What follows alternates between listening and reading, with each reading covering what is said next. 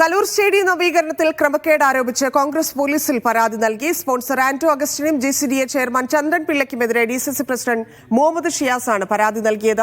പൊതുസ്വത്ത് കയ്യേറിയെന്നും പൊതുസ്വത്ത് അനധികൃതമായി നീക്കം ചെയ്തുവെന്നും പരാതിയിൽ പറയുന്നു. MK ഷുക്കൂർ ചേരുന്നുണ്ട്. ഷുക്കൂർ, നേരത്തെ തന്നെ ഇതിൽ അവ്യക്തതയുണ്ട് കരാറുമായി ബന്ധപ്പെട്ട് എന്നൊക്കെ കോൺഗ്രസ് ആരോപിച്ചിരുന്നതാണ്. സാഹചര്യത്തിൽ ഇപ്പോൾ പരാതിയിലേക്കും കടന്നിരിക്കുന്നു. എന്തൊക്കെയാണ് പരാതിയിലുള്ളത്?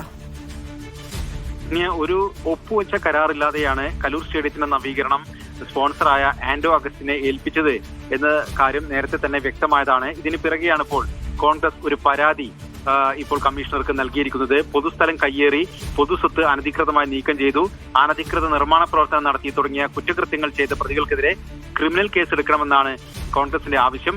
ഈ സംബന്ധിച്ച പരാതി സിറ്റി പോലീസ് കമ്മീഷണർക്ക് DC പ്രസിഡന്റ് മുഹമ്മദ് ഷിയാസ് അല്പം മുമ്പ് നൽകി. അനധികൃതമായാണ് സ്റ്റേഡിയം കൈമാറിയതെന്നും പരാതിയിൽ ചൂണ്ടിക്കാട്ടുന്നു. സ്റ്റേഡിയത്തിലെ സീറ്റും ലൈറ്റും അനധികൃതമായി നീക്കം ചെയ്തു, പൊതുസ്ഥലം കയ്യേറി തുടങ്ങിയ കാര്യങ്ങളും ഈ പരാതിയിൽ പറയുന്നുണ്ട്. ശരി, ഷുക്കൂർ.